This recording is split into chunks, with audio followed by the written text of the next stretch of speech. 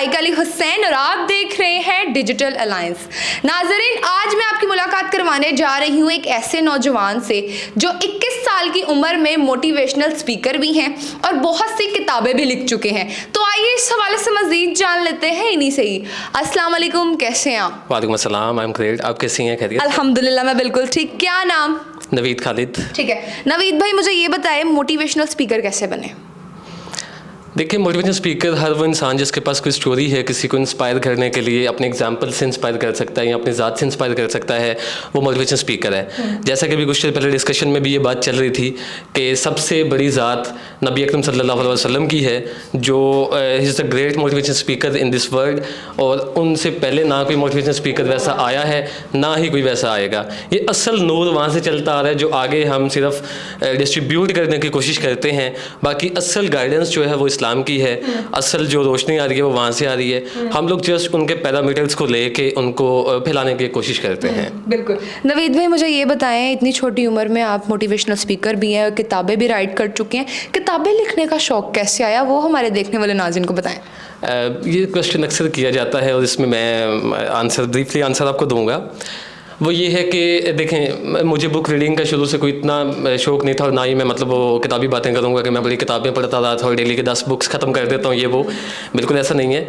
ना तो मुझे किताब पढ़ने का इतना खास शौक़ था और ना ही किताब लिखने का, तो बड़ी आगे की बात है ना। ठीक है। हुआ ये था कि लाइफ जो है ना बड़ी अच्छी चल रही थी, एवरीथिंग वॉज गुड।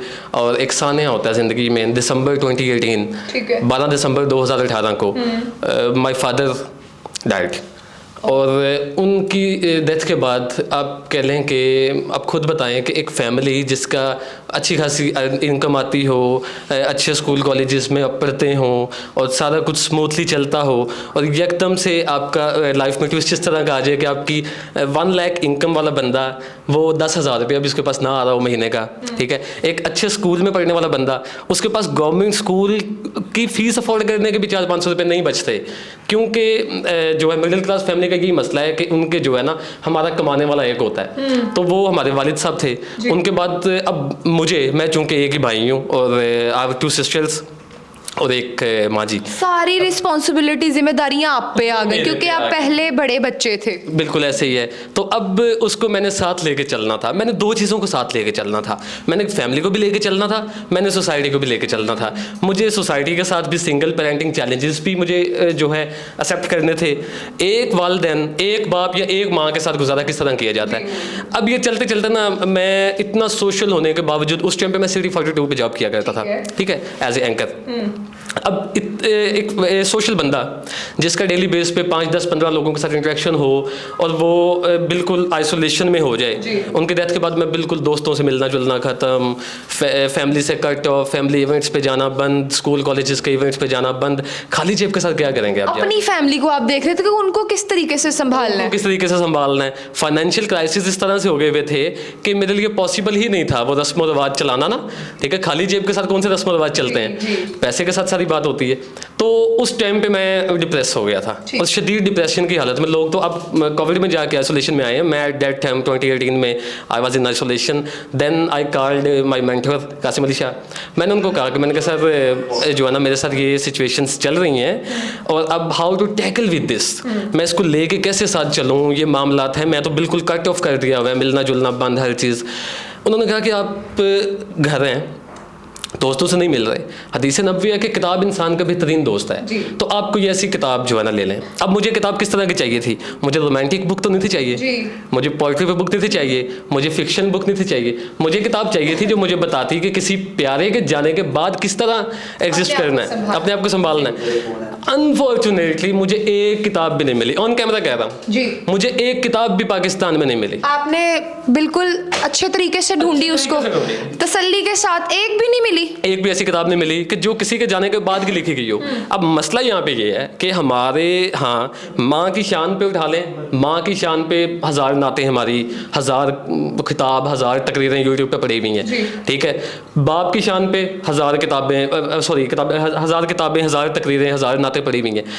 अब कोई भी एक्सेप्ट करना ही नहीं चाहता। आप किसी यंगस्टर से पूछें कि, मैं आपसे पूछता हूँ, अल्लाह ना करे कि आपकी वालिदा या आपके वालिद आज ही इस दुनिया से चले जाते हैं, तो आप बाद में एग्जिस्ट कैसे करेंगी? और आपका बड़ा आंसर मुझे क्या होगा? कैसी मनहूस बातें कर रहे हैं आप। ये एक कॉमन आंसर है जो किया जाता है, बिकॉज कि हम एक्सेप्ट ही नहीं करना चाहते। और दिस इज रियलिटी कि एक दिन उन्होंने जाना है जी, जाना है ना, उन्होंने जाने वाले को कौन रोक सकता है? तो ये हम सुनना भी नहीं चाहते। तो देन उन्होंने मुझे क्या किया था, अगर बुक्स नहीं मिले, you have 2 options. One is के कुएं के मेंढक बने रहो, ठीक है, देखो तुम भी डिप्रेशन में जाओ, तुम्हारे बाद आने वाले कितने 1000 बच्चे डिप्रेशन में जाएं। एंड सेकंड वन इज, वो तमाम यूथ के लिए एग्जाम्पल बन जाओ जिनके पास या माँ है बाप नहीं है, या बाप है माँ नहीं है। और आपने सेकंड ऑप्शन को बिल्कुल सही साबित करके दिखाया। सेकंड ऑप्शन की तरफ गया, मैंने ना बुक्स लिखना शुरू कर दी। मतलब पहली किताब मेरी इस तरह बनी कि मैंने कहा कि मैं ना अब कमरे में हूँ, मैंने डेली बेस पे वो तमाम चैलेंजेस लिखने हैं कि जो मुझे अपने वालिद के जाने के बाद आ रहे हैं, सोसाइटी की तरफ से आ रहे हैं। क्योंकि जब डेथ होती है ना, पहले 4-5 दिन तो हर बंदा कहता है कि गले लगा के ना कि मैं हूँ तुम्हारा, मैं हूँ, मैं हूँ, मैं हूँ। 5वें 6वें दिन पता लगता है कि इस दुनिया में कोई भी नहीं है। जिसके ऊपर बीतती है वही समझ सकता है। तो मैंने वो सारी बातें, मैंने वो सारे मसाइल लिख लिए जो जो मुझे फेस करने पड़ रहे थे। मैं वो 1 महीने में ना 30-40 मसाइल लिख के ना डेली बेस के मैं चला गया अपनी बुक लेके। मैंने कहा ये मैंने मसाइल लिखे हैं। उन्होंने कहा कि मसाइल लिखने वाले 1000 बैठे हुए हैं, तुमने मसाइल लिखने हैं कि हल लिखने हैं इसके? मैंने कहा यार ये तो मैंने सोच ही नहीं था। उन्होंने आपको टारगेट किया कि आप मसाइल तो लेके आए हैं, अब इसका हल किस तरीके से करेंगे, वही आपके लिए टारगेट है। फिर मैंने दोबारा 1 महीना मुझे मिल गया, मैंने वापस आके उन तमाम मसाइल के मैंने सॉल्यूशंस लिखना शुरू कर दिए। तो बेसिकली मेरी जो बुक, फिर मैंने पहली बुक लिखी, उसका नाम था मायूसी से उम्मीद का सफ़र। वो मार्केट में आई अल्हम्दुलिल्लाह, और उसको 5वां 6वां एडिशन अल्लाह के करम से, माँ बाप की दुआओं से और दोस्तों की सपोर्ट से वो चल रहा है। 5वां 6वां एडिशन उस बुक का चल रहा है अल्हम्दुलिल्लाह। और मुझे यकीन करें कि मेरी एक्सपेक्टेशन से भी ज़्यादा मुझे उसका फीडबैक मिला है। उसमें सारे वो मसाइल और उनके बाद उनका हल, मसाइल देने वाले बहुत हैं, मैंने कहा कि मैं हल देने वाला मैंने बनना है। ज़बरदस्त। अल्लाह ताला आपको ऐसे ही कामयाबियों से हमकिनार करते रहे। नवीद भाई मुझे ये बताएं, इस हवाले से हमारे देखने वाले नाज़रीन को आखिर पे क्या पैगाम देना चाहेंगे, बताएं। अच्छा, मैं ना जो आजकल इशू चल रहा है मैं उसको एड्रेस करना चाहूँगा कि ब्रेकअप इशू, ठीक है। गर्लफ्रेंड बॉयफ्रेंड हमारे इतनी इमेच्योरिटी है बच्चों में कि यहाँ पे जो है ना सुबह हमारा जो है पैचअप होता है, ठीक है, दोपहर को हमारा ब्रेकअप होता है, शाम को हमारा पैचअप होता है, रात को हमारा ब्रेकअप होता है। एक तो उसमें ये है कि हम में सब्र सुनने की सलाहियत जो है ना वो ख़त्म हो चुकी हुई है, अंडरस्टैंडिंग स्किल्स हम में ख़त्म हो चुकी हुई हैं, और हम इमेच्योर हैं, मटीरियलिस्टिक हो गए। मैं देखने वालों को नहीं कह रहा, मैं अपने आप को कह रहा हूँ, हम सब, ठीक है, हम सब, हमारे साथ, हम सब के साथ ये मसाइल चल रहे हैं। और मैं चाहता हूँ कि हम देखें, आप चले जाएँ, हम मिसालें तो देते हैं ना UK, US या ऑस्ट्रेलिया और ये सारा, ठीक है, अगर वो लोग पीक पे हैं, डेवलपमेंट में आगे हैं, टेक्नोलॉजी में आगे हैं, उनकी प्रायोरिटीज़ हैं, ठीक है, और हमारी प्रायोरिटीज़ आज तक डिफाइन नहीं हुई। बिल्लो बग्गे बिलियाँ ना की करेंगे, इससे आगे हमने जाने ही नहीं, ठीक है। तो ये प्रायोरिटीज़ जब तक हम सेट नहीं करेंगे तब तक जो है किसी भी तरह से जो है ना हम कामयाब नहीं हो सकते। और मोर ओवर कि आप किसी भी फील्ड में हैं, जहाँ कहीं भी हैं, वहाँ पे मोहब्बतें बखेरें। मोहब्बतें ये वैलेंटाइंस वाले नहीं, ठीक है, वहाँ पे जो है ना खुशियाँ दें, स्माइल्स दें। अगर आपके मसले, मैंने ना अपने एक टीचर से मैंने कहा कि मैं ना बहुत स्ट्रेस्ड हूँ, ठीक है, उन्होंने कहा कि स्ट्रेस को उल्टा करके खा जाओ। मैं कंफ्यूज हुआ, मैंने कहा ये क्या, ठीक है, उल्टे करके कैसे खा सकते हैं?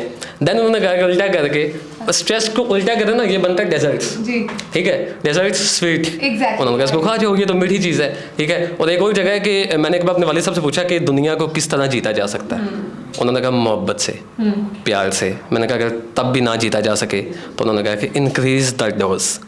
मेडिसिन यही है, अगर एक गोली खाते हो एक दिन में, 2 खाना शुरू कर दो, इसके अलावा कोई हल नहीं है। मोहब्बत से दुनिया को फतह किया जा सकता है, इसके अलावा आप कुछ नहीं कर सकते। अल्लाह करीम मेरे वालिद साहब की मग़फ़िरत फरमाए और जितने भी इस दुनिया से जा चुके उनकी मग़फ़िरत फरमाए। बिल्कुल बिल्कुल, आमीन आमीन। जी नाज़रीन, इनकी गुफ्तगू आपने सुनी। इसी के साथ अपनी मेज़बान मलाइका अली हुसैन को दीजिए इजाज़त। मिलते हैं नेक्स्ट वीडियो में। खुदा हाफ़िज़।